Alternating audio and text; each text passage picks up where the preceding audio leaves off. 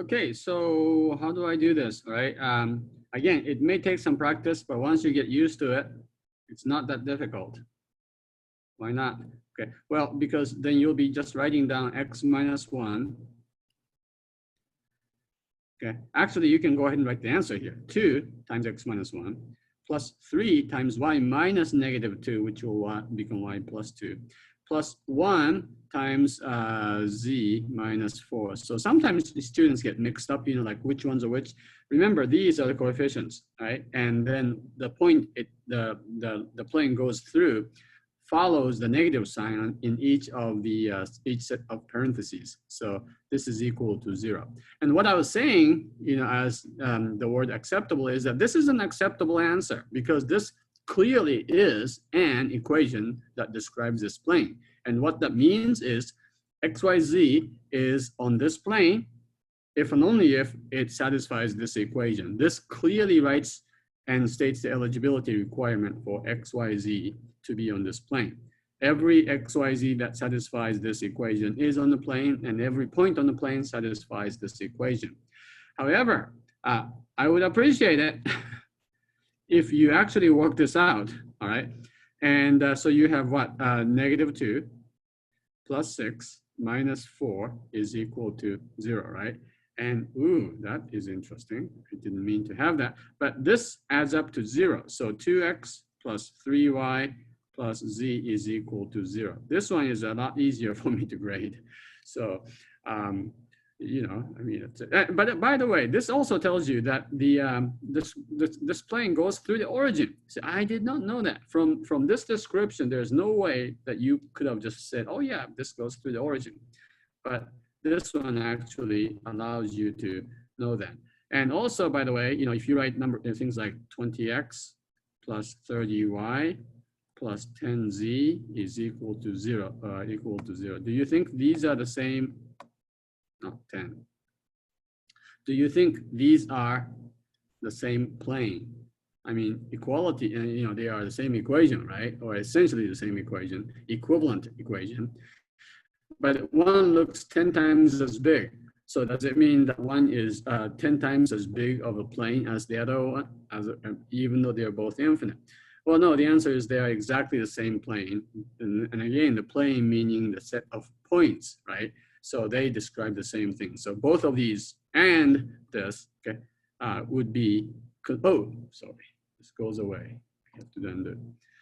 So any of these would be an answer to this question, but my favorite would be that one, just so you know. Okay, all right, great. What if you don't have a normal vector given, right? You know that 3 points define a plane. If you have 2 points in space, it defines a line because there's only one line that goes through these 2 points. If you're given 3 points, those 3 points define or determine a unique plane because there's only one plane that contains all 3 points, okay? And by the way, if you have a 4th point, that may give you a problem because you may not have a plane that goes through all the 4 points, which tells you why every table in Starbucks kind of wobbles, right? Because you have this and you have these 4 legs, and these 4 points may not be on the same plane. If you take one out, you always have a unique plane, the floor, on which the 3 points are located. All right, so that's why you have to put like a bunch of pieces of paper here or napkins to hold the table steady. Okay, so how do you know what the equation of this, what an equation of this plane is if you are given 3 points? Any suggestions? Okay, the answer, come up with this vector and this vector, because these 2 vectors are clearly on the plane. And guess what?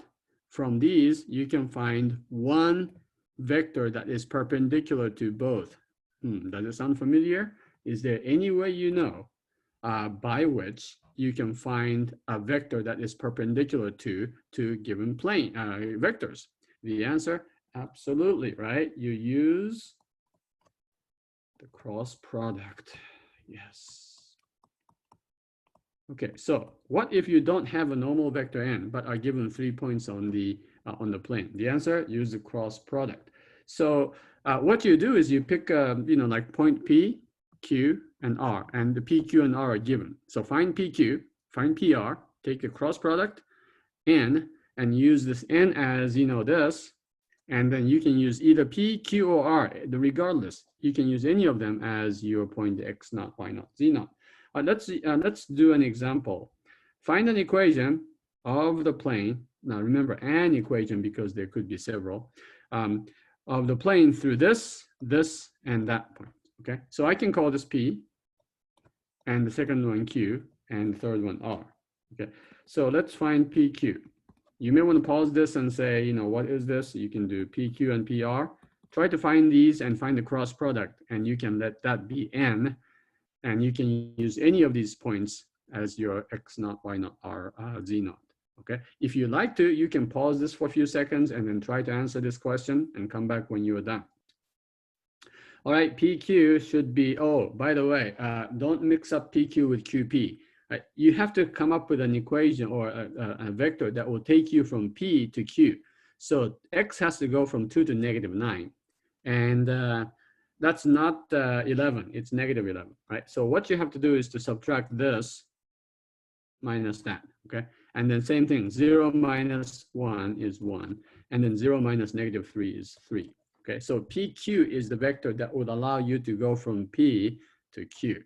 Same thing, PR, okay? So that would be this minus 2, that's -1. 0 minus 1 is also -1.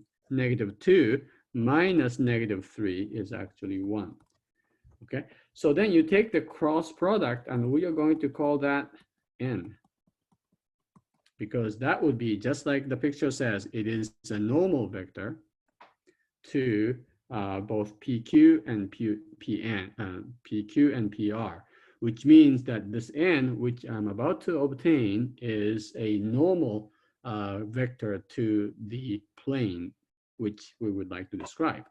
All right, so you do all your multiplication here. It's 1, 1 minus 1, 1 minus 3, -1. That's 1 minus -3, and that is I have to be really careful here. Okay, so I said -9 minus 2 is -11. 0 minus 1, I forgot to put the negative sign here. You gotta be careful here, right? Did anybody tell you to be very aware of negative signs? Yeah, I think I told you that. Okay, so it's -1 minus -3. -1 minus -3 is 2. Okay, and then next one is the negative of -11 minus -3. -11, ooh, that's a tough one. Okay, so it's -11 minus -3. That's -11 plus 3, that's -8. But with this negative sign, it'll be -8, which is 8. Okay, try to make sure you get the right answer here and not be fooled by these millions of negative signs. The last one is 11 minus 1. That's an easy one. That's 10.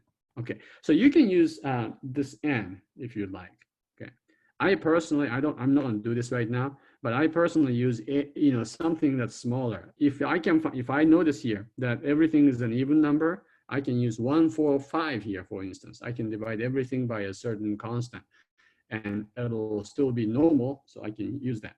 All right, but I don't have to use that. Okay? Let's use P. Actually, we'll stop here, and then you say, let's use P for your point X naught, Y naught, Z naught, right? So then the answer would be 2, X minus 2, plus 8, Y minus 1, plus 10, Z plus 3 is equal to 0. I hope you're following that. All right, so this is okay. And again, I will give you an answer here, but if I were you, I would just want to be a little better, clear. All right, so I think if I were you, I would do 2x plus 8y plus 10z. And then you have minus 4 minus 8 plus 30 is equal to 0. So the form, sort of a simplified form, would be plus 18. Okay, you notice here everything is an even number, right? And so it makes you think like, well, I should have just used 1, 4, 10, 5 here. Or you can just divide everything here by 2 after you did all the work. And so this will be also, okay. Okay, now if you started with 145, then you would have gotten this in the first place. All right, now I told you, theoretically, you can use P, Q, or R, right? Because you can use any point on the plane. So what happens if you use Q, for instance? I think you'll find it a little easier because Q is a little simpler point to describe, okay?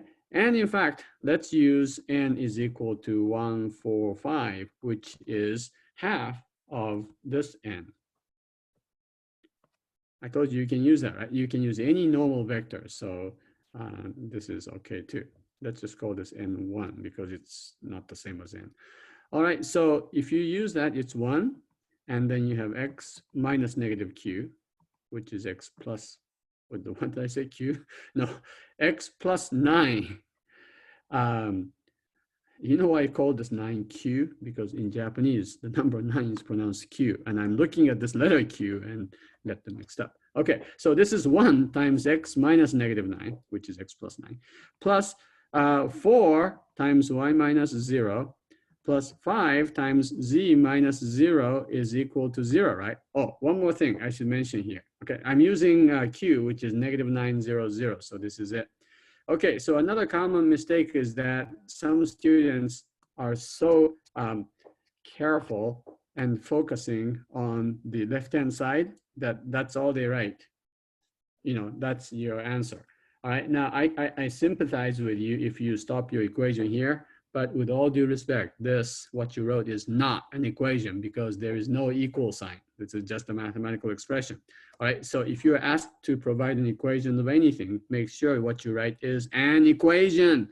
Okay, so this is what you end up with. Now, this is the correct answer. Okay, it's hard to see though that this is equivalent to this thing here, right? Are they the same equation? Yeah, well, they are, but look, X plus 9 plus 4Y plus 5Z is equal to 0. Now you can see these are equal to each other, okay? And so you can use any, and you can use R. You can try this using R, and you will get the same answer. Okay, let's go on to the next page. Now, by the way, this way or the method of writing down equations of planes, you will find this to be just as important as the method of writing equations of a line. Okay, the planes and lines, those are very, very important. And so make sure you feel comfortable writing equations of planes. We'll be talking about tangent planes and other planes in this course. Number 3, this is page 3 of your handout. Now we look at the angle of intersection of two planes. And hopefully by this time you started to realize that, I am very carefully describing for you where these formulas are coming from, not just telling you what the formulas are. And again, the very important reason, the reason I do that is because there's definitely a virtue in learning where the equations are coming from. And if you ever forget the equations themselves, the formulas, you can still sort of recreate it in your mind just by knowing how we came up with that equation. All right, so this time, number 3, we are looking at the angle. We're looking for an angle, the angle of intersection of two planes. Let's say two planes intersect. Here's a picture. The planes intersect always in what? Yeah, of course, line. All right, so here's the line. This is the line for which I want to find the equation. How do you find the equation of this line? Well, back in number 1, on page 1, we saw that in order to find equations, parametric equations of a line, I need to find a point. And I need to find some vector that is parallel to this, right? And we call it V, which we call ABC. So once I have a point and a vector parallel to L, I should be able to write down the equations, parametric equations. The question, how do you find the point? Well, that should be pretty easy because you have equations of this plane 1, equations of this plane 2, and they both have x, y, z, and so you can solve the system of equations. And in fact, you should be able to find millions of points because you have many points, infinitely many points in the intersection. But how about this vector that is parallel to AB to L? Okay, here's a little trick, and this is a great trick. I mean, people are clever. I mean, this is like incredible. Like, how did people think about these things?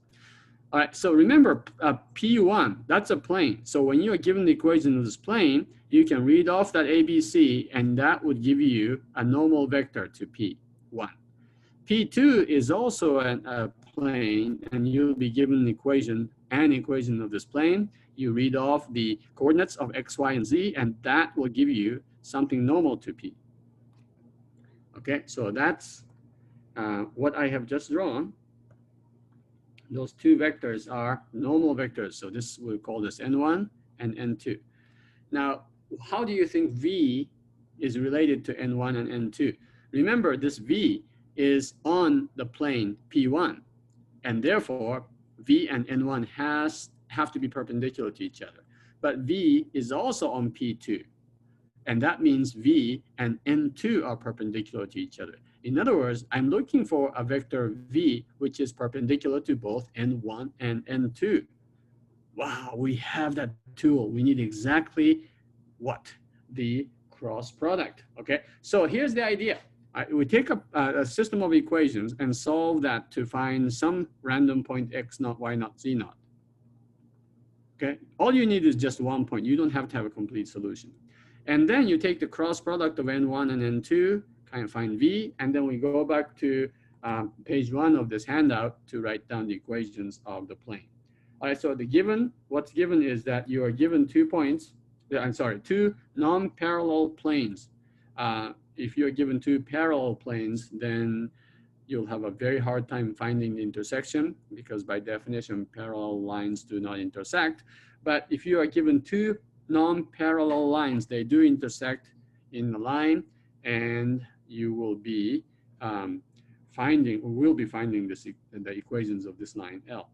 The angle theta of the intersection is the same as the angle between N1 and N2. So here's my angle theta, okay? And I hope you can see, because you're just basically rotating everything by 90 degrees, the angle here is also the same as the angle theta. Okay, so I have been saying that we are looking for this line L. That's number 4, the line of intersection. If you're only looking for the angle between those 2 planes, all you have to do is to find the cosine of the angle between these 2 planes, right? Which is here, but that happens to be the same as the angle between N1 and N2. So you can use that formula we learned previously. It's the dot product of N1 and N2 divided by the norm of N1 times the norm of N2. Now, this angle could be negative. If it's negative, that means you're finding the other part. If you have a plane like this, you're looking for this part. Well, the thing is, you're looking for an acute angle, most likely. In fact, almost every single time when we talk about the angle of intersection, we look for the smaller angle. That's just the way we talk. And so, but that's okay. And that's a pretty simple procedure to fix, because all you have to do is, if this is negative, you just change to positive. And that's going to give you the opposite side, the acute angle of intersection. All right, so that's the formula for the angle of intersection. Okay, so more specifically, the angle of intersection between 2 planes turns out to be the inverse cosine of the absolute value of N1 dot N2. And how do you know what N1 and N2 are? Remember, those will be given, because the 2 equations of the planes will be given to you, and all you have to do is to read off those coefficients, A, B, and C. And then you divide it by the product of the 2 magnitudes, and that will give you the cosine of the angle. Okay, now let's go back to what we were talking about. How do you find this equation, the equation of this line? Okay, and well, let's see. What do you do? I mentioned already that you need to find the point. Okay, so you can find the point x naught, y naught, z naught rather easily, and I'll do that by way of example. And then you can find the vector v, which is ABC, and you can find that as a cross product of these. Right? So here's the answer. The two non-parallel planes defined by their equations. Okay, so the normal vectors are obvious. So we need a point and the line of intersection. To find the point, you solve the two equations. You have two equations of a plane, basically x, y, z, and nothing is squared, and no square roots. It's easy. Two linear equations involving x and y and z simultaneously, which is a big lie, of course. You don't believe that you're doing this simultaneously, right? Nobody solves systems of equations simultaneously for x, y, and z. Every situation you solve for x first, or y first, or z first, and then following, you will use that x to solve for y and z and so on. So maybe I should put quote unquote simultaneously. Okay, and then how do you find that vector v? Well, you find the cross product of n1 and n2 because that's perpendicular to both. Okay, so again, the picture clearly shows you that's the way to do this, because this vector here is perpendicular to both n1 and n2, because n1 is perpendicular to p1 on which the vector v belongs, and n2 is perpendicular by definition to p2 on which v also lies. So that's it. All right, here's a question. Let's do an example. I'm going to give you two planes, okay? P1, x minus 2y plus z minus 5 is equal to 0. P2, 2x plus 3y plus 2z plus 4 is equal to 0. Now, just to clearly express each step, I'm going to label these equations as equations 1 and 2. You don't have to do that my way, but I think it helps to label what you're doing in each step. Okay, so why don't you try to come up with a point on this plane and find the perpendicular vector, vector that is v, parallel to the given the line that we would like, and come up with the parametric equations of this line that we would like, which is the line of intersection. All right, now a little bit of a hint here. You see, you know what n1 is? Easy, right? 1, -2, 1. Where did that come from? Well, those are the coefficients here, here, and here. And how about n2? N2 is the normal vector for P2, which is 2, 3, 2. Okay, again, easy because you see those numbers right here. All right, so when you're done, you'll come back and we will have part 3 of the video lecture for this section.